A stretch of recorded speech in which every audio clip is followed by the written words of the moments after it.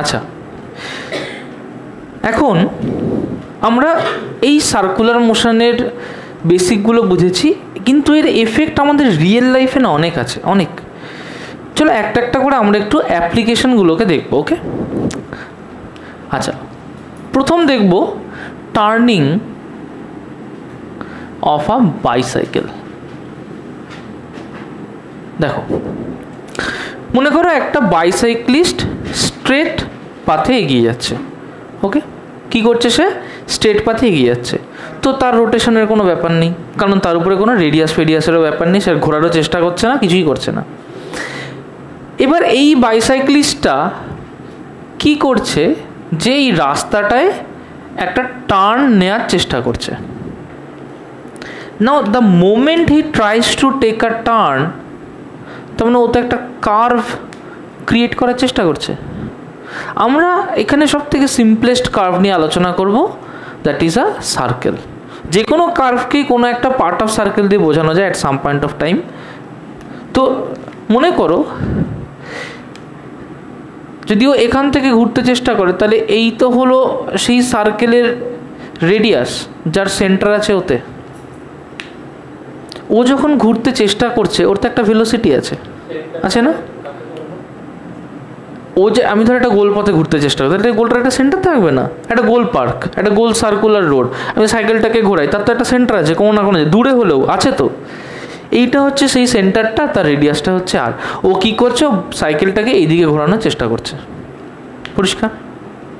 যেই ঘোরানোর চেষ্টা করবে ওর ভেলোসিটি আছে। তো আমি কি দেখলাম, যদি কোনো অবজেক্টের ভেলোসিটি থাকে এবং যদি সে একটা সার্কুলার পাথে এক্সিকিউট করতে চায়, তাহলে সঙ্গে সঙ্গে তার উপরে একটা সেন্ট্রিপেটাল অ্যাক্সেলারেশন কাজ করবে, যে অ্যাক্সেলারেশনটা টুয়ার্ডস দ্য সেন্টার কাজ করে।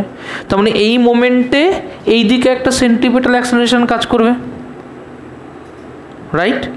তাহলে এই মোমেন্টে এই দিকে একটা সেন্ট্রিপেটাল অ্যাক্সেলারেশন কাজ করবে। আগে দেখো এটুকু বুঝতে পারলাম কি না? ক্লিয়ার? আচ্ছা, দেখ তাহলে তো সরাসরি এদিকে চলে আসতো।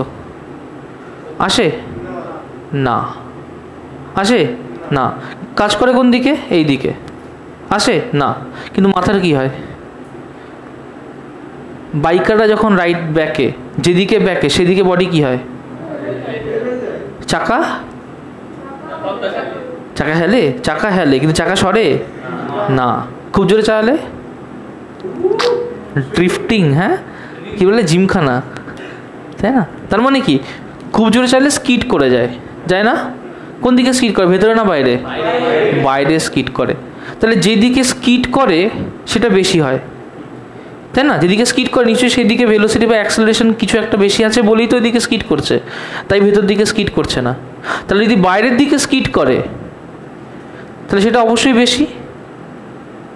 তাহলে ভেতর দিকে কে কাজ করছে? না, ভেতর দিকে কে কাজ করছে? Frictional force. বোঝা গেল কথাটা? আবার দেখো, ওকে তো এইদিকে টানছে, দেখো অসুবিধা নেই। ধরো এই হচ্ছে আমার বাইকার, ওকে, এই তার হাত, এইটা হচ্ছে তার সাইকেলের চাকা। ওকে, আচ্ছা নীল দিয়ে রিপ্রেজেন্ট করছি, এটা হচ্ছে তার সাইকেলের চাকা। এবার কি মনে করো, ও যে গোলটা এক্সিকিউট করছে, এই দিকে হচ্ছে তার রেডিয়াস, এটা হচ্ছে সেই গোলটার সেন্টার। ক্লিয়ার? অবভিয়াসলি এর উপরে একটা ফোর্স তো কাজ করবে, তাই না? যে ফোর্সটা কাজ করবে তার জন্য বডিটা এদিকে হেলে যায়। বডি হেলা মানে বডির যে সেন্টার অফ গ্র্যাভিটি সেটা কি হবে? হেলে যাবে, তাই না? বডি হেলা মানে বডির সেন্টার অফ গ্র্যাভিটি কী হবে? হেলে যাবে, রাইট? তার মানে এই বডিটারও সেন্টার অফ গ্র্যাভিটি হেলে যাবে। তাহলে যদি এর সেন্টার অফ গ্র্যাভিটি হেলে যায়, তাহলে এইটা হবে তার নতুন পজিশন। আমি নিশ্চয়ই এটাকে এইরকম দেখতে পাবো। ক্লিয়ার? আচ্ছা, বডিটার সেন্টার অফ গ্র্যাভিটিকে ইমাজিন করো, মনে করো এইটা হচ্ছে তার সেন্টার অফ গ্র্যাভিটি। আমি কি জানি যে কোনো বডির যে ওয়েট কাজ করে সেই ওয়েটটা সেন্টার অফ গ্র্যাভিটি দিয়ে নিচের দিকে কাজ করে, তাই না? তাহলে এর যদি ওয়েট কাজ করে সেই ওয়েটটা এই জায়গা দিয়ে কাজ করবে না, এইটা তার এমজি হবে না। আচ্ছা মনে করো সে যতটা হেলে গেছে এই অ্যাঙ্গেলটা হচ্ছে থিটা। ক্লিয়ার? আচ্ছা, তাহলে তো বডিটার পড়ে যাওয়া উচিত, তাই না? এখানে যদি আর কোনো ফোর্স না কাজ করে বডিটার কি হওয়া উচিত? পড়ে যাওয়া উচিত তো, কিন্তু বডিটা তো আমার পড়ে যায় না। কখনো দুজন মিলে হাতে হাত দিয়ে দৌড়ে দৌড়ে জোর করে ঘুরে দেখেছিস? হ্যাঁ, তোরা কি হয়, তোরা গোল পথে ঘুরিস, কিন্তু হাত ছাড়লে কি হয়, বাইরের দিকে বেরিয়ে যাস, তাই না? তাই তো, ভালো করে বুঝবি কথাগুলো। তাহলে এও তো গোল পথে ঘোরার চেষ্টা করছে, এর বডি এই দিকে ঝুঁকে যাচ্ছে, তাহলে এ তো পড়ে যেত যদি না আমার আর কোনো একটা ফোর্স থাকতো। তাহলে নিশ্চয়ই আমার আরও কোনো একটা ফোর্স এর উপরে কাজ করছে। ওকে, আচ্ছা, ইমাজিন করি যে যাতে ও স্কিড না করে তাই এই দিকে ওর একটা ফোর্স এফ কাজ করছে। এবার যদি কোনো কাপেল হতে হয়, তাহলে কাপেল হতে গেলে দুটো ফোর্স লাগে, কখনো একটা ফোর্সের জন্য একটা বডি ঘুরতে পারে না। যদি আমরা ফোর্স দেখতে নাও পাই, আমাকে ইমাজিন করতে হবে যে জিরো ডিস্টেন্সে অপোজিটে একটা ফোর্স ক্রিয়েট হয়ে গেছে। একটা ছোট্ট এক্সাম্পল দিই, মনে কর এইটা হচ্ছে তোর একটা নাট, তুই এই নাটটাকে একটা রেঞ্জ দিয়ে ঘোরাতে চাইছিস। ক্লিয়ার? তুই কি দেখবি যে স্যার আমি তো এইখানটায় ফোর্স দিচ্ছি, তাহলে স্যার আমার নাটটা তো তার জন্য ঘুরে যাচ্ছে, এদিকে ঘুরছে তো। স্যার আমি তো এই মাথায় কোনো ফোর্স দিইনি, দিয়েছে কি? দিইনি। আমাকে ইমাজিন করে নিতে হবে যখন আমি এই ফোর্সটা দিচ্ছি একটা অপোজিট ফোর্স এখান থেকে উল্টো দিকে ক্রিয়েট হয়ে গেছে, না হলে নাট কখনো ঘুরতে পারে না। একটা রোটেশন যদি হতে হয় সবসময় দুটো ফোর্সের প্রয়োজন হয়। বোঝা গেল? ইমাজিনেশনটা ক্লিয়ার হয়েছে? আচ্ছা, কারণ কাপেল হতে গেলে দুটো ফোর্স লাগে, আর কাপেল ছাড়া কোনো রোটেশন পসিবল না। Is that clear? Moment of force কি? মোমেন্ট অফ ফোর্স ওই কাপেলটাকে জেনারেট করে। আমরা কি করি, একটা ধরি আর একটা ধরি না, কারণ জিরো ইন্টু সামথিং জিরোই হয়ে যায়। ক্লিয়ার? আচ্ছা, তার মানে যখন এ এই দিকে পড়ছিল, নিশ্চয়ই একটা ফোর্স এ পড়া মানে কোন দিকে ঘোরানোর চেষ্টা করবে? এটা ক্লকওয়াইজ না অ্যান্টি ক্লকওয়াইজ? ক্লকওয়াইজ। তার মানে নিশ্চয়ই এমন একটা ফোর্স কাজ করা উচিত যে অ্যান্টি ক্লকওয়াইজ দিকে কাজ করছে। এমন একটা ফোর্স কাজ করা উচিত যে অ্যান্টি ক্লকওয়াইজ দিকে কাজ করছে, রাইট? বডিটার স্কিড করার টেন্ডেন্সি কোন দিকে থাকে? এই দিকে থাকে না? ভালো করে বুঝি, বডি যদি স্কিড করে, বডি যদি কোনো দিকে মুভ করার টেন্ডেন্সি থাকে, এই চাকাটার এই দিকে মুভ করার টেন্ডেন্সি থাকে। ফ্রিকশনাল ফোর্সের টেন্ডেন্সি কোন দিকে থাকবে? এই দিকে থাকবে। So this will be F equals to frictional force F K. মানে এখন অবধি যদি মুভ না করে স্ট্যাটিক, এফ কে লিখলাম আমি। আগে দেখো এটুকু বুঝতে পারলে কি না? না বুঝতে পারলে বলবে। বডিটা তো এদিকে যাচ্ছে, যখন স্পিডটা অনেক বেশি হয়ে যায় বডি স্কিড করে যায়। তো বডি যখন স্কিড করে যায় সে কোন দিকে স্কিড করে?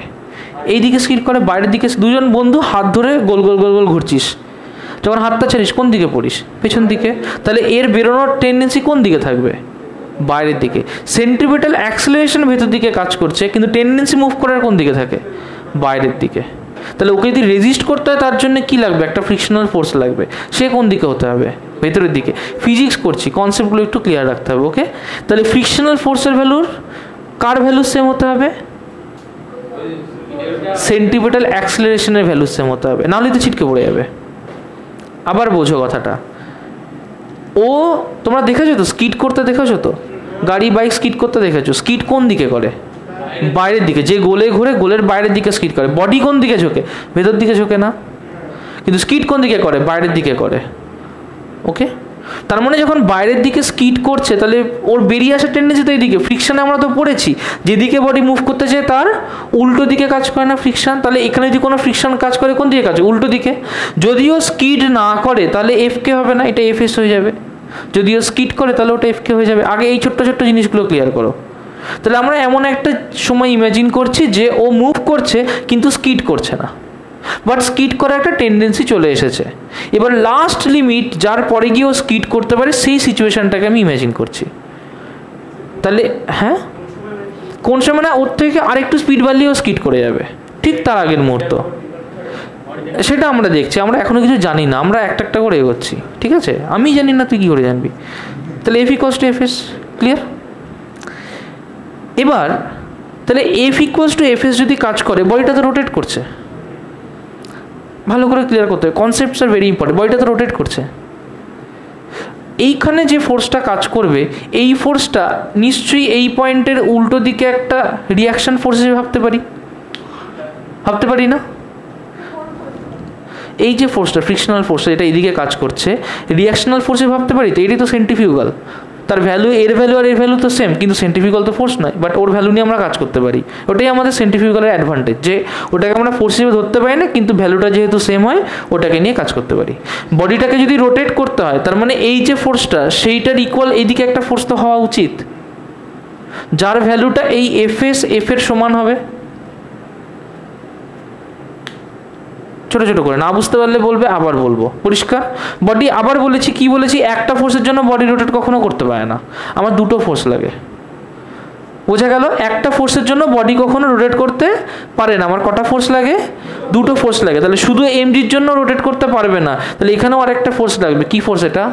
Reaction force. গুড, এই তো বুঝেছিস। তার মানে এই ফোর্সটা কি ফোর্স?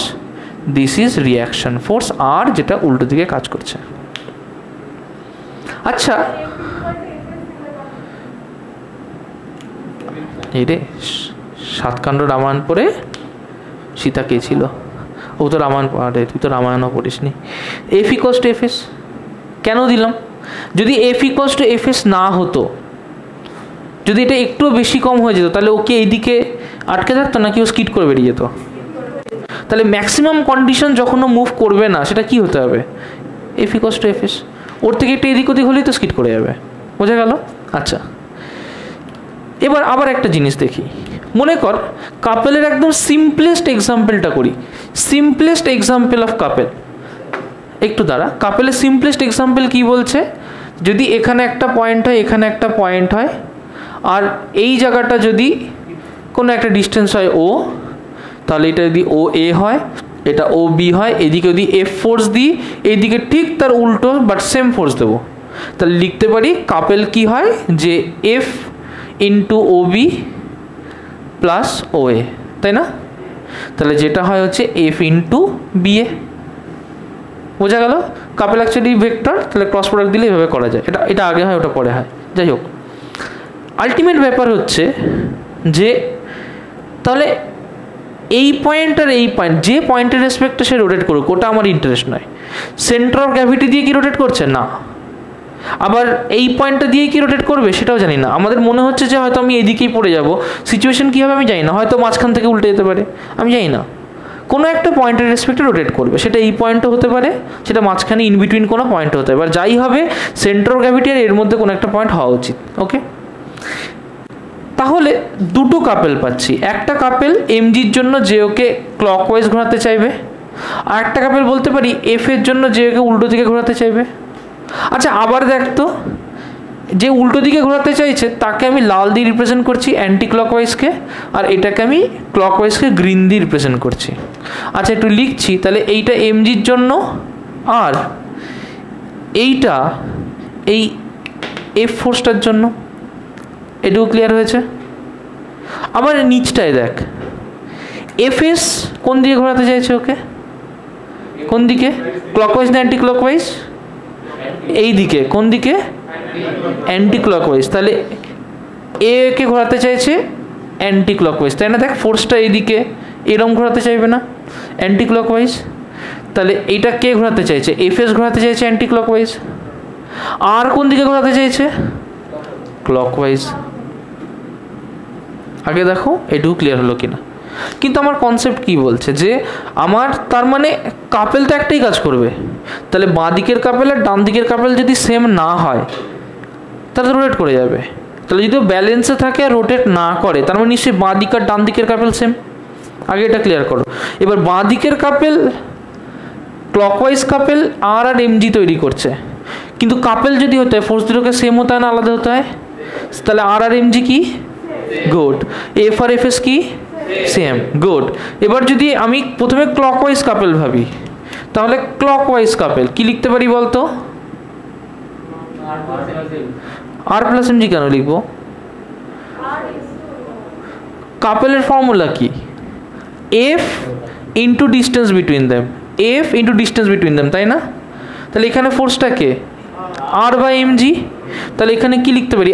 আর অর এমজি, তাই না? ইন্টু ডিস্টেন্স বিটুইন এই দুটো পয়েন্ট কত, এইটা যদি আমি সেন্টার অফ গ্র্যাভিটিকে জি ধরি, এই পিভট পয়েন্টটা যদি পি ধরি, তাহলে কি লিখতে পারি, জিপি। গুড। কিন্তু আমার কি এই ডিস্টেন্সটা পারপেন্ডিকুলার ডিস্টেন্স না, পারপেন্ডিকুলার ডিস্টেন্স তো, তাহলে এর আর এর মধ্যে পারপেন্ডিকুলার ডিস্টেন্স কি, ছবিটাকে আমি আরেকবার আঁকছি, দেখো এইটাকেই আঁকছি, এইটা হচ্ছে জি, এইটা হচ্ছে পি, দিস ইজ জিপি। আমি এখানে একটা ট্রায়াঙ্গেল ইমাজিন করলাম এরকম ট্রায়াঙ্গেল, যদি এই অ্যাঙ্গেলটাকে থিটা ধরি, তাহলে এই অ্যাঙ্গেলটা কি, থিটা, তাহলে এইটাকে লিখতে পারি যে GP sine theta, GP sine theta লিখতে পারি। আচ্ছা এইটাকে লিখতে পারি জিপি কস থিটা, লিখতে পারি, তাহলে GP sine theta, GP cos theta. আর এমজির মধ্যে পারপেন্ডিকুলার ডিস্টেন্স কতটুকু, এইটুকু না, ওটাকে কি লিখবো, জিপি। গুড। তাহলে আর এমজি ইন্টু জিপি, শুনতে পাইনি, ক্লিয়ার। অ্যান্টি ক্লকওয়াইজ মোমেন্ট কি হবে, অ্যান্টি ক্লকওয়াইজ মোমেন্ট কি হবে,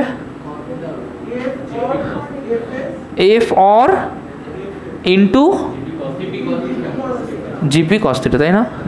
যদি ইকুইলিব্রিয়াম হয়, রোটেট না করে, তাহলে এই দুটোকে কি হতে হবে, ওকে গুড। তাহলে ফর ইকুইলিব্রিয়াম, দেখো ফর ভিডিওতে আছে, ফর ইকুইলিব্রিয়াম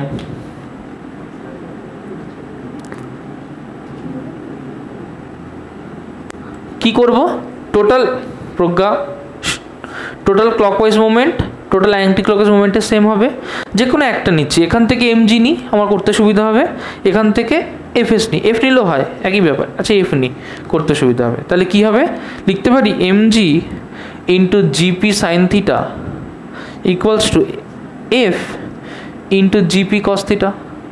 এই যে ফ্রিকশনাল ফোর্সটা কাজ করছে, ওই মোমেন্টে তার যা ভ্যালু হবে, সেই ভ্যালুটা নিশ্চয়ই সেন্টিপিটাল অ্যাক্সেলারেশনের ভ্যালুর সমান হতে হবে, মানে সেন্টিপিটাল ফোর্সের ভ্যালু সমান হতে পারবে। সেন্টিপিটাল অ্যাক্সেলারেশন যদি ভি স্কোয়ার বাই আর হয়, তাহলে সেন্টিপিটাল ফোর্স কী হবে, এম ভি স্কোয়ার বাই আর। তাহলে এটাকে কী লিখবো, এম জি, দেখো জিপি জিপি কেটে গেছে, তাহলে into sine theta equals to M V square by R into cos theta, M M কেটে গেল, তাহলে লিখতে পারি tan theta equals to V square by R G. এইটা ডিরাইভ করলাম, এইটা তোমরা মুখস্থ করে নেবে, ওকে, পুরোপুরি মুখস্থ করে নেবে, সবার ক্ষেত্রে তাই, সবার ক্ষেত্রে। গাড়ির ক্ষেত্রে করবো এখনই আমরা, এটুকু বোঝা গেছে, লিখে নাও। নেক্সট আমরা যেটা দেখব, যে গাড়ি আমরা প্রত্যেকে অডি কিনতে চাই, এই হচ্ছে আমাদের বিচ্ছিরি দেখতে অডি। আচ্ছা অ্যাকচুয়ালি এটা গাড়িটা তোমরা যেরকম ভাবছো, তোমরা হয়তো ভাবছো আমি গাড়ির জায়গাটা এরকম দেবো, কিন্তু অ্যাকচুয়ালি আমি এরকম ইন্টেনশন দিয়ে বানাচ্ছিলাম না, আমি গাড়িটা সামনে দিয়ে দেখাতে চাইছিলাম। এই হচ্ছে আমাদের অডি, এই হচ্ছে অডির সামনের চাকা, আর এই হচ্ছে অডির পেছনের চাকা।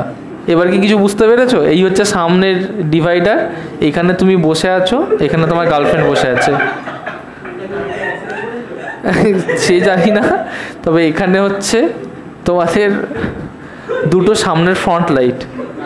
আর আমি এটা বোঝাতে চাইছি যে এটা হচ্ছে তোমার গাড়ির সামনে, এখানে অডি লেখা আছে। কটা গোল থাকে অডিতে? 3টে। ওই তাহলে ইন্ডিয়ান অডি 4টে গোল আছে, ঠিক আছে। এবার এই অডি নিয়ে তুমি যাচ্ছ, হ্যাঁ না না একটা চলছে, চলুক, হ্যাঁ আচ্ছা চলো। তো এই অডিটা তুমি ঘোরাতে চাইছো, কোন দিকে ঘোরাতে চাইছো? বাঁ দিকে। আচ্ছা আমার বাঁ দিক না ওর বাঁ দিক জানি না, এই হচ্ছে তোমার ঘুরছে অডি, ক্লিয়ার? আমাকে বলো যদি অডি এদিকে ঘোরে, তাহলে আমার রেডিয়াস কোন দিকে আছে? রেডিয়াস এই দিক বরাবর না, এটা আর না, এটা হচ্ছে তার সেন্টার। ফ্রিকশন কোন দিক বরাবর কাজ করবে? রেডিয়াস বরাবর, তার মানে friction will act in this direction, তাই না? কিন্তু অডির তো দুটো চাকা কানেক্টেড আছে, হ্যাঁ মনে করো স্পেশাল অডি, আমি দুটো চাকা দিয়ে দেখি, ঠিক আছে? ইমাজিন কর, 4টে হলে বুঝতে অসুবিধা হবে। তাহলে আমাদের দুটো চাকার অডি, কিন্তু গাড়ি তো ওরকমভাবে উঠে যায় না। এখন দেখেছিস কয়েকটা স্ট্যান্ড বাদে অডির চাকা একদিকে উঠে গিয়ে এরমভাবে চলছে, বা লরির চাকা একদিকে উঠে গিয়ে এরমভাবে চলছে, দেখেছিস? হ্যাঁ, ওটা বাইকে দেখা যায় যে লরির ড্রাইভার শুয়ে গিয়ে নিচ থেকে স্প্রাইটের বোতল তুলে খেতে খেতে যাচ্ছে এরমভাবে, দেখিস নি? বাহ, তার মানে ওটা এরকম। তাহলে এর যা ওয়েট, এর ওয়েটটা নিশ্চয়ই এই দুটো চাকা ব্যালেন্স করছে। মনে কর এর ওয়েট mg, তাহলে এই চাকাটা ব্যালেন্স করলে এর উপরে একটা রিয়াকশন ফোর্স কাজ করবে, এ ব্যালেন্স করলে এর উপরে একটা রিয়াকশন ফোর্স কাজ করবে। 4টে চাকা হলে 4টে রিয়াকশন ফোর্স হতো। এর রিয়াকশন ফোর্স ধরলাম R1, এটা R2, তাই না? এখন ফ্রিকশন কাজ করবে, দুটো চাকার উপরে সমান কাজ করবে এরকম কোনো গ্যারান্টি নেই, আলাদা আলাদা ফ্রিকশন কাজ করতে পারে। তো মনে করি যে এর উপরে যে ফ্রিকশন কাজ করবে সেটা হচ্ছে Fs1, এর উপরে যে ফ্রিকশন কাজ করবে Fs2। টোটাল ফ্রিকশন কত হবে? Fs1 plus Fs2। গুড, তাহলে টোটাল ফ্রিকশন কাজ করছে Fs1 প্লাস Fs2। তাহলে এটাকে কি লিখতে পারি? Fs1 আর Fs2 কে লিখতে পারি ফ্রিকশনাল ফোর্সের কোফিশিয়েন্ট তো সেম থাকবে, কারণ একই তো টায়ার আর ফ্লোর সারফেস, একই তো টায়ার আর রোড সারফেস, তার মানে মিউএসগুলো নিশ্চয়ই সেম থাকবে। তাহলে এর যদি R2 হয় তাহলে লিখতে পারি Fs1কে, যে এটা R1 ধরো এটা R2 ধরো, তাহলে লিখতে পারি Fs1কে মিউএস ইন্টু R1, Fs2কে লিখতে পারি যে প্লাস মিউএস ইন্টু R2 লিখতে পারি। মিউএসকে কমন নিয়ে নিলাম, তাহলে লিখতে পারি যে R1 প্লাস R2 লেখা যায়। আচ্ছা, কমন নিয়ে লিখলাম R1 প্লাস R2, R1 আর R2 কাকে ব্যালেন্স করছে? এর ওয়েটটাকে ব্যালেন্স করছে না? তো আমি লিখতে পারি যে R1 plus R2 equals to এর ওয়েট mg, লেখা যায়? আচ্ছা, হ্যাঁ, গাড়ির স্টার্ট তো 4টে চাকা না হলে সমস্যা হচ্ছে, আমি 4টে চাকা এঁকে দিচ্ছি। এই নে, এই হচ্ছে পেছনের চাকা, এই হচ্ছে পেছনের চাকা, ক্লিয়ার? ওকে, তাহলে অবভিয়াসলি এইটা Fs1, তাহলে এইটা ধরো Fs2 হয়েছে, তাহলে এইটা Fs3 ধরো, এটা Fs4 ধরো, ক্লিয়ার? তাহলে এইটার উপরে রিয়াকশান R3, এইটার উপরে রিয়াকশান R4 ধরলাম। তাহলে এখানে কিছুই না, আমাকে আবার ডবল লিখতে হবে, ওই যে খাটাতে পছন্দ করো, Fs3 প্লাস Fs4। তাহলে এখানে কী হবে? মিউএস R3 প্লাস মিউএস R4, তাহলে R1 plus R2 plus R3 plus R4। গল্প একই হলো, সে R1 R2 R3 R4 মিলিয়ে কত হয়? গুড, তাহলে এখানে লিখে দেবো এই জায়গায় mg, or it will be মিউএস into mg। পরিষ্কার? এটা কার সমান হলো? Fs এর সমান হলো না? কিন্তু আগেই বলেছি Fsকে কোন অ্যাক্সেলারেশনের সমান হতে হয়? কোন অ্যাক্সেলারেশন? Radial acceleration. তার ভ্যালু কত? mv²/r। তাহলে নিশ্চয়ই এটাকে হতে হবে mv²/r equals to মিউএস into mg। এইটা কোন কেস? এইটা হচ্ছে সেই লিমিটিং কেসটা যার থেকে ওর ভেলোসিটি আর একটু বেশি হলেই ও ছিটকে যাবে। তাহলে যদি ছিটকাতে না হয় তার মানে নিশ্চয়ই এইটাই তার ফাইনাল কন্ডিশন। ওকে, তার মানে তার ম্যাক্সিমাম ফ্রিকশনাল ফোর্স যে কোনো সিচুয়েশানে নিশ্চয়ই গ্রেটার দ্যান যদি এটা হয় তাহলে ও আর স্কিড করবে না। বোঝা গেল? কনসেপ্ট ক্লিয়ার হয়েছে? পরিষ্কার? আচ্ছা, আমরা দেখ আরেকটা জিনিস দেখেছি, সেটাকে বলে banking of road. Banking of road মানে কি? রাস্তা দিয়ে বাইক চালাতে টাকার বান্ডিল ফেলে রাখা, এরকম কিছু না। ব্যাঙ্কিং অফ রোড মানে আমরা কখনো খেয়াল করেছি যে যখন রেসিং গাড়িগুলো চলে তখন একটু কাত করা থাকে, রাস্তাটা একদিকে ওঠা একদিকে ঝোঁকানো থাকে। অনেক জায়গায় খেয়াল করে দেখবি, হাইওয়েতে প্রচুর দেখা যায় যে রাস্তাটা সাপোজ এরকম স্ট্রেট আসছিল, এইটা না এরকম হয়ে গেছে। এরকম মানে ধর এরকম স্ট্রেট আসছিল, রাস্তাটা এরকম হয়ে গেছে। কীরকম? যে একটু করে কার্ভ হয়ে গেছে, এই যে একটু করে কার্ভ হয়ে গেছে দিয়ে রাস্তাটা গেছে, এইটাকে বলে ব্যাঙ্কিং। তার মানে কি? কাত হয়ে আছে, কোনো একটা অ্যাঙ্গেলে কাত হয়ে আছে, এটাকে বলে ব্যাঙ্কিং অফ রোড। কেন করা হয় চলো আমরা দেখব। ধরো তুমি একটা হাই স্পিড ভেহিকেল নিয়ে যাচ্ছ, তো আমরা কি দেখেছি যে ভেলোসিটিটা যদি বাড়ে তাহলে তার ফ্রিকশনটাও তো সেই হিসেবে বাড়তে হবে। এবার ধর তুই একটা হাই স্পিড রোডের উপরে একটা গাড়ি চালাচ্ছিস, হ্যাঁ মানে রোডের অনেক কোয়ালিটি আছে, যেমন দিল্লি আগ্রা এক্সপ্রেসওয়ে, ওখানে 200-র কাছাকাছি স্পিড তুললেও বাইকে কন্ট্রোল থাকে। আমাদের পান্থাপাড়ার রাস্তায় তুলবি 200, তো জীবনের উপরে কন্ট্রোল থাকবে না, ঠিক আছে? তাহলে ধর মনে করে এই হচ্ছে আমার ব্যাংকিং করা রয়েছে, ধর এইটা হচ্ছে অ্যাঙ্গেল থিটা, থিটা অ্যাঙ্গেলে ব্যাংকিং করা আছে। ওকে, অবভিয়াসলি একটা গাড়ি যাচ্ছে, মনে কর যে গাড়িটা যাচ্ছে তার ওয়েট mg, সেটা কাজ করছে এই দিকে। ক্লিয়ার? থিটা যদি এটা হয়, আমরা এইটাকে করেছিলাম মনে আছে mg cos থিটা এরকম করে।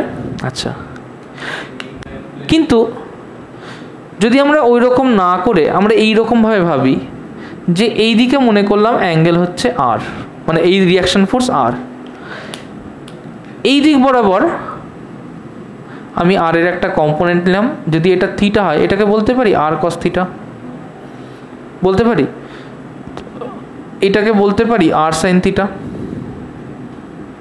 দেখো বলতে পারি কিনা দেখো, তাহলে এখান থেকে লিখতে পারি যে r cos theta equals two mg r sin theta. যদি একে পড়তে না হয় তাহলে r sin থিটাকে কার ইকুয়াল হতে হবে? fs। fs কত হতে হবে? এবার fs বলবো না, কারণ এখানে ফ্রিকশনটাকে আমি ভাবছি না, আমি এখানে এইটা ভাবছি যে r sin থিটাকে কোন অ্যাক্সেলারেশনের সমান হলে a স্কিড করবে না? রেডিয়াল। তার মানে এটা নিশ্চয়ই mv²/r, তাই না? তাহলে এটাকে যদি ডিভাইড করি তাহলে কি লিখতে পারি? tan theta equals to mv²/r by mg, mm কেটে গেল, দ্যাট ইজ v²/rg। আচ্ছা দেখ তো, বাইসাইক্লিস্টের ক্ষেত্রে যে জিনিসটা দেখেছিলাম এখানে সেম জিনিসটা দেখলাম না? এখানে যে থিটাটা, এই থিটাকে বলে অ্যাঙ্গেল অফ ব্যাংকিং। ওকে, কি বলে এটাকে? Angle of banking. ওকে, চলো আজকের লাস্ট টপিক। ওকে, করতে থাক। আজকের লাস্ট টপিক ভার্টিক্যাল সার্কেল। আমরা ভার্টিক্যাল সার্কেল দেখেছি, এরকমভাবে ঘোরাচ্ছি। কখনো দেখেছি যে এরকম করে বালতির গামলা যদি উপরেও নিয়ে যাই তবুও জল পড়ে না? খেয়াল করে দেখেছি? শুনতে পাচ্ছি না? খেয়াল করে দেখেছি? গুড। কেন? কেন? হ্যাঁ, সেন্ট্রিফিউগাল ফোর্সের জন্য হচ্ছে। তাহলে আবার এরকম দেখেছি যে যদি স্পিডটা অল্প করি তাহলে ঝপ করে জলটা পড়ে যায়, তখনও তো সেন্ট্রিফিউগাল ফোর্স কাজ করছে, কমে যাচ্ছে। তার মানে একটা ব্যালেন্সের ব্যাপার আসছে, তাই তো? চলো এটাকে একটু দেখা যাক। ভার্টিক্যাল সার্কেল, ভার্টিক্যাল অনেক ধরনের সার্কেল হয়। ভার্টিক্যাল সার্কেল হয়, হরাইজন্টাল সার্কেল হয়, কনিক্যাল সার্কেল হয়। আমি যদি এরকম এরকম করে ঘোরাই তাহলে ওটা কি? Horizontal circle.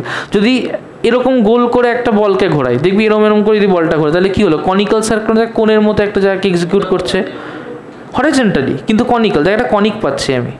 এটারই যখন এই অ্যাঙ্গেলটা এরম হতে হতে পুরো ফ্ল্যাট হয়ে গেল, তখনই দেখ পুরোপুরি হরাইজন্টাল সার্কেল। ওটাও হরাইজন্টাল, বাট ওটা একটা কোণ এক্সিকিউট করছে, বুঝতে পারছিস? আচ্ছা, আমরা আজকে করব ভার্টিক্যাল সার্কেল। ভার্টিক্যাল সার্কেল দেখো, ছবিটা খুব ইম্পর্টেন্ট, ছবি না বুঝলে কিছু করতে পারবে না। আমার সাথে ডিসকাস করো।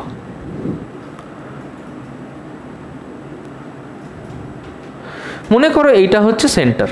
ওকে, সাপোজ এখানটায় আমার একটা অবজেক্ট আছে। অবজেক্টের ওয়েট কোন দিকে কাজ করে? প্রত্যেকে এইদিকে লেখা পড়ে, এটা কেউ লিখবে না, সবাই ঘুরে যাও। ওয়েট কোন দিকে কাজ করবে? ডাউনওয়ার্ড। তার মানে এর ওয়েটটা এই মোমেন্টে কাজ করছে এই বরাবর, এটার নাম দিলাম mg। ওকে, কি করছি যে এর ভার্টিক্যালি আমি একটা দাগ দিয়ে দিয়েছি। ওকে, যে কোনো একটা মোমেন্টে এখান থেকে এই অবধি এই যে অ্যাঙ্গেলটা ধরলাম, এটা থিটা। কতগুলি পজিশন মার্ক করব। সাপোজ এটা হচ্ছে পজিশন P, এটা Q, এটা S। ওকে, এটা mg। তাহলে যদি আমি এটাকে এই দিকে এক্সটেন্ড করি, এই অ্যাঙ্গেলটা কত হবে? থিটা। তাহলে এটাকে কি লিখবো? গুড। তাহলে এটাকে লিখবো mg কস থিটা, রাইট? আচ্ছা, এটা তো একটা দড়ি, একটা দড়ি দিয়ে আমি একটা ভারী জিনিসকে আটকে দিই, so I am rotating it, right? Vertical, এই পুরো এরকম ঘুরছে, ওকে, ভার্টিক্যাল সার্কেল লিখে দিয়েছি তো, ভার্টিক্যাল সার্কেল মানে একদম যেরকম দেখছিস, যদি এটাকে এরকম করে ঘোরাই এটাই হবে mg cos অফ থিটা। দড়ি তো, দড়িটা তো আর লালবেলা হয়ে যায়নি, টান টান আছে, টান টান থাকলে দড়িতে কি আছে? টেনশন আছে। কোন দিকে কাজ করে? ওহ গুড, এই তো তোরা ভালো বুঝেছিস। তাহলে টেনশন কাজ করছে এই দিকে, কিন্তু তারপরেও তো রোটেট করছে, দাঁড়িয়ে নেই তো। আমি একটা দড়িকে এরকম করে ধরে এরকম টেনে রেখে দিলাম, ও তো রোটেট করবে না। তার মানে নিশ্চয়ই দড়িটা যদি রোটেট করে, তার মানে এখানে কিছু তো একটা এক্সেস আছে, কিছু একটা এক্সেস আছে বলেই তো রোটেট করছে। আচ্ছা, রোটেট করে কার জন্য? সেন্টিপিটাল ফোর্সের জন্য না সেন্ট্রিফিউগাল ফোর্সের জন্য? না, সেন্ট্রিপিটালের জন্য রোটেট করে, ওটাই হচ্ছে কজ। তাহলে সেন্ট্রিপিটালের জন্য রোটেট করবে। সেন্ট্রিপিটাল কোন দিকে? ভেতর দিকে, রাইট? আচ্ছা, এবার তার ভ্যালু তো টি হতে পারে না। তার ভ্যালু কি টি হতে পারে? না, টির থেকে কিছু কম হতে হবে, কারণ উল্টো দিকে একটা mg cos থিটা রয়েছে, এক্সিস্ট করছে না একটা mg cos থিটা? তাহলে mg cos থিটা এক্সিস্ট করছে বলেই তো হচ্ছে। আচ্ছা, mgর জন্য তো রোটেশন হয় না। আমি যদি একটা বডিকে ঝুলিয়ে রেখে দিই তাহলে কি রোটেশন হবে? না, কনসেপ্টগুলো খুব ক্লিয়ার করতে হবে। একটা বডিকে ঝুলিয়ে রেখে দিলাম, নিশ্চয়ই রোটেশন হবে না। তাহলে শুধু mgর জন্য রোটেশন হয় না, আমি যদি থেকে টেনে এরকম ঘোরাই তবে তো রোটেশন হবে। তাহলে আমি কি করছি, নিজে টি দিচ্ছি তবে না রোটেশন হচ্ছে, নাহলে কি হবে? হবে না। mgর জন্য কিন্তু টেনশন হয় না। পরিষ্কার হলো কথাটা? তার মানে ওর একটা রোটেশন হচ্ছে, ক্লিয়ার? সেটা ডাইরেকশন, অ্যাক্সেলারেশনটা নিশ্চয়ই এই দিক বরাবর হবে, তাহলে সেন্টিপিটাল ফোর্সটাও নিশ্চয়ই এই দিক বরাবর হবে। আচ্ছা, ভালো কথা। তাহলে আমি লিখতে পারি, যদি সেটার অ্যাক্সেলারেশন এ হয়, তাহলে আমি লিখতে পারি যে এম এ এই পয়েন্টে equals to T minus mg cos of theta. লিখতে পারি এটা? ভালো করে বোঝো, এটা লিখতে পারি? লিখতে বারণ করেছি কিন্তু আমি প্রত্যেককে, খাতা নামিয়ে দাও, প্রত্যেকে খাতা নামিয়ে দাও। এম এ ইকুয়ালস লিখতে পারি টি মাইনাস mg, নামাতে বলেছি কিন্তু আমি।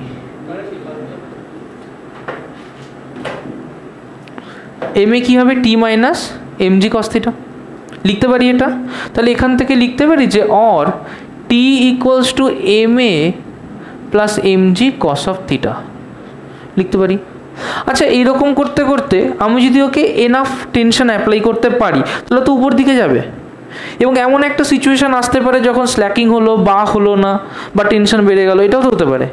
কোনো একটা পজিশন যখনও এসে গেছে, আচ্ছা যখনও এসে পৌঁছিয়েছে, আমাকে বলতে পারবে এই অ্যাঙ্গেলটা কত? গুড, দ্যাট ইজ 180 ডিগ্রি, তাই না?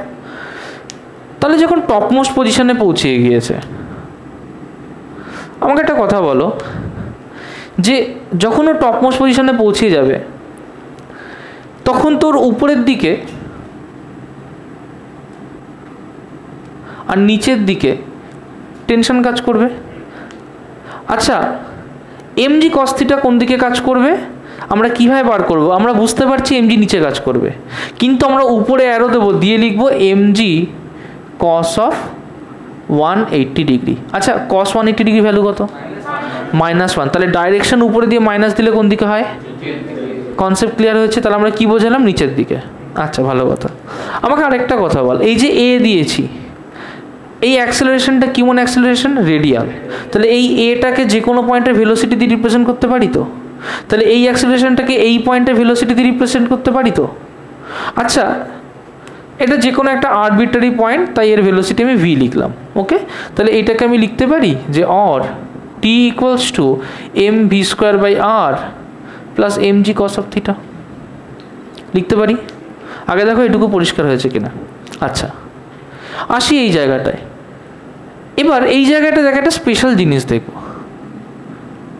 দেখ, যখন আমরা ওটাকে এরমভাবে ঘোরাই এবং ও নিচে পড়ে যায় না, তখন কিন্তু ওর একটা ভেলোসিটি থাকে, জিরো কিন্তু ভেলোসিটি হয় না, কিছু একটা ভেলোসিটি থাকতে হয়। খেয়াল করে দেখ, থাকে না? ধরলাম velocity at the highest point S B VS, okay? তাহলে এই রিলেশনটাই টি অ্যাট এস করে রিপ্রেজেন্ট করতে পারি M V S square by R plus mg cos of 180 degree, লিখতে পারি না এটাকে? ওয়ান স্ট্রিং ওয়ান টেনশন, কোথাও বলা নেই যে one string one tension in every situation. বোঝা গেল কথাটা? স্ট্রিং এখানে একটা, তাই টেনশন একটা। যদি এখানে যায় তাহলে টেনশনটাও তো পাল্টে যাবে, যদি উপরে যায় টেনশন আরও পাল্টে যাবে, একরকম থাকবে? তুই ভেবে দেখ না, যখন আমি একটা দড়িকে ভাবে ঘোরাচ্ছি, নিচে যখন যাচ্ছে তখন টান বেশি লাগাতে, ঘুরিয়ে দেখেছিস কখনো দড়িকে পাথর বেঁধে দড়িকে ঘুরিয়ে দেখবি, নিচে যখন যায় না তখন নিজেরই চাপ বেশি লাগবে, উপরে গেলে হালকা ফিল হয়, তোরই হাত ঘোরাতে কম কষ্ট হবে। তার মানে কি উপরে গেলে টেনশন তো কমে যায়, নিচে গেলে টেনশন বেড়ে যায় বলে তোর বেশি ফিল হয়। বোঝা গেল কথাটা? যাই হোক, উপরের পয়েন্ট এটা লিখতে পারি, তার মানে এটাকে লিখতে পারি যে equals to M V S square by r equals to minus m g equals to TS লিখতে পারি। আচ্ছা, আমরা একটা লিমিটিং কেসের কথা ভাবছি, এমন একটা কেস যখন টেনশনটা জিরো হয়ে গেছে। তার মানে কি বুঝবো? তার মানে এটাই বুঝবো টেনশন জিরো, কিন্তু অবজেক্টটা সার্কেলটাকে এক্সিকিউট করছে। অবজেক্ট সার্কেল এক্সিকিউট করার কন্ডিশন তো এটা, তাহলে এই কন্ডিশনে টি যদি জিরো বসে তবুও তো সার্কেলটাকে এক্সিকিউট করবে, কিন্তু টেনশনটা জিরো হয়ে গেছে। ক্লিয়ার হলো কথাটা? তার মানে সেই সিচুয়েশনটা কীরকম? তাহলে for critical condition let T equals to zero, একদম ক্রিটিক্যাল সিচুয়েশন, টি জিরো, এই ভিএসটাকে তখন লিখবো VC, VS equals to VC. Clear? Critical velocity কোন ভেলোসিটি? যে the minimum velocity for which it will execute a circular path, ওটাকেই বলবো critical velocity. ওকে, ওর থেকে যদি চেঞ্জ হয়ে যায় তাহলে তো নিচের দিকে পড়ে যাবে, তাহলে তার ক্রিটিক্যাল ভেলোসিটি থাকলো না। টেনশন যদি কোনোভাবে বেশি হয়ে যায় তাহলে নিচের দিকে চলে যাবে, টেনশন জিরো অবধিও সার্কুলার পাথ এক্সিকিউট করবে। ক্লিয়ার হলো কথাটা? আচ্ছা, এবার দেখো, তাহলে এটাকে জিরো করলাম, তাহলে zero equals to m VC square by R plus minus m g, তাই না? এই তো, তাহলে এখান থেকে আমি লিখতে পারি যে অর ভিসি বার করবো, তাহলে M VC square equals to R M G, or VC M M কেটে গেল equals to root over R G. Clear? এটা হচ্ছে আমার একটা important derivation, VC equals to root over R G. হ্যাঁ,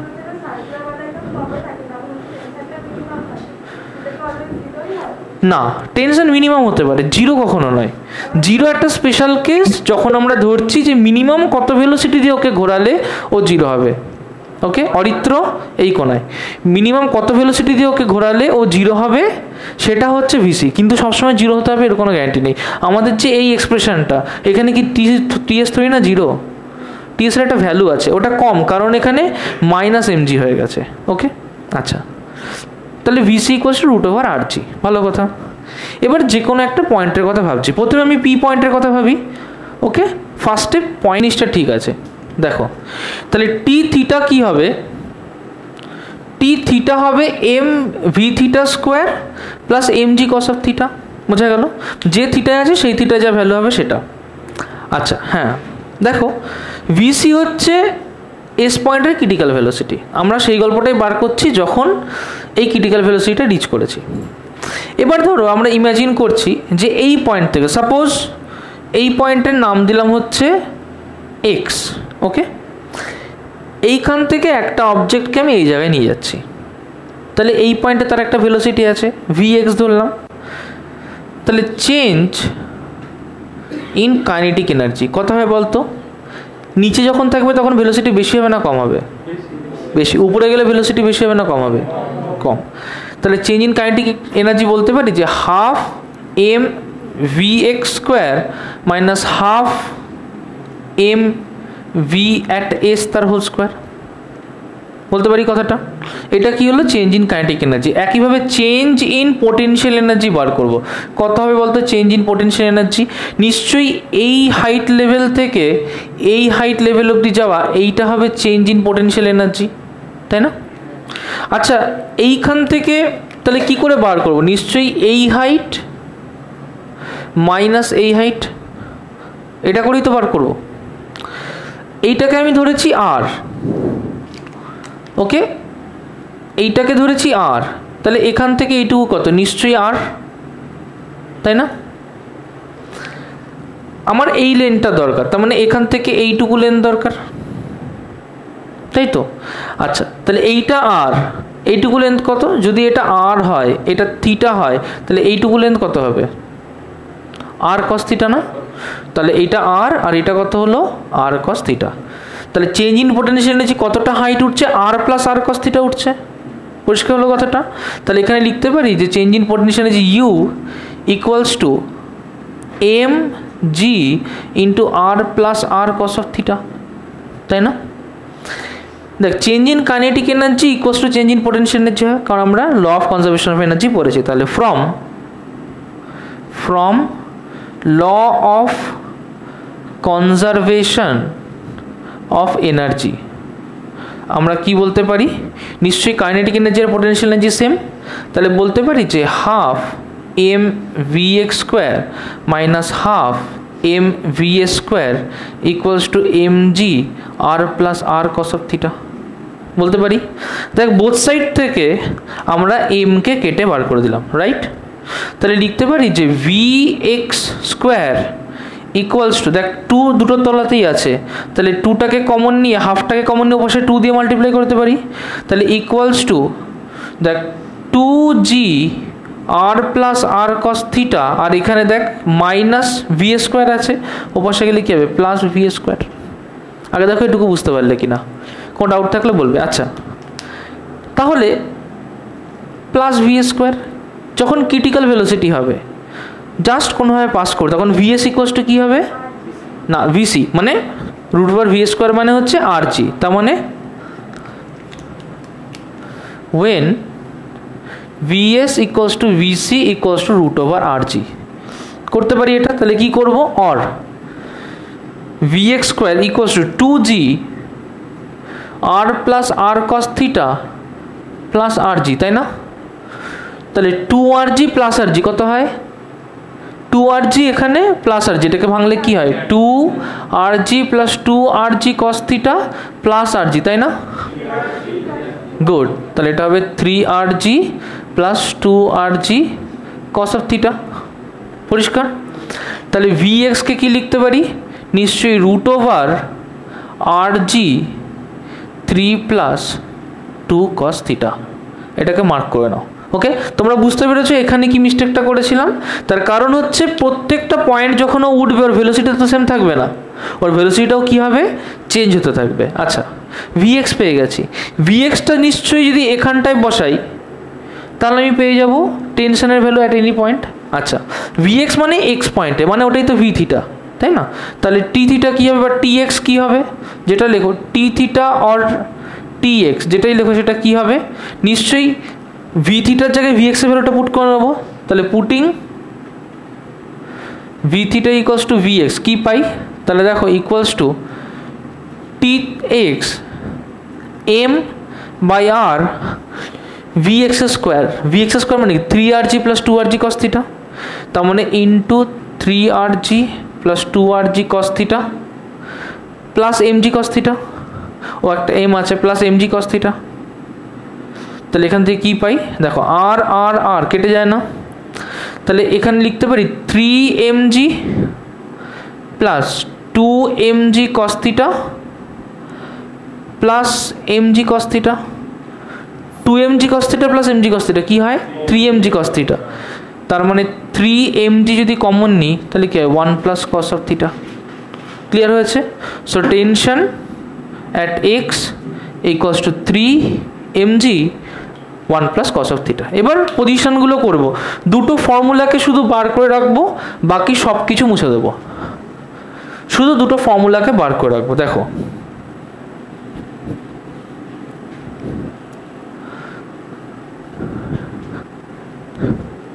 তিনটে পজিশনে করব। এই পজিশনে থিটা কত? 0। এই পজিশনে থিটা কত? এই পজিশনে থিটা কত? গুড। তাহলে তিনটে position at P, at Q, at S. Okay, আচ্ছা পিতে কী পাচ্ছি আমরা? প্রথমে টেনশন বার করব। তাহলে টি অ্যাট পি কত হচ্ছে? থ্রি এম জি, বলো ওয়ান প্লাস কস কত? কস 0, তার মানে 1, তাহলে কত হবে 3mg 1 + 1, তাই না? তাহলে কত হলো 3 দুগুণে 6mg। ক্লিয়ার? আচ্ছা, এখানে ভেলোসিটি কত হবে, v at p কত হবে? v at p হবে, দেখো √rg 3 + 2 cos θ, তাহলে কি লিখবো, √rg 3 + 2 cos 0, cos 0 কত 1, তো 3 দুগুণে কত 5, তাহলে √5rg। ক্লিয়ার হয়েছে? এখন কনফার্ম করে নিই, √5rg 6mg। ওকে, চলো কিউটা করি। কিউটা কত হবে বলো তো, কস কত 90 ডিগ্রি, তাহলে এখানে কি ইউজ করব, ওকে, তাহলে টিপি equals to 3mg 1 plus cos 90, cos 90 কত 0, তাহলে এটা কত হলো 3mg। ক্লিয়ার? আচ্ছা,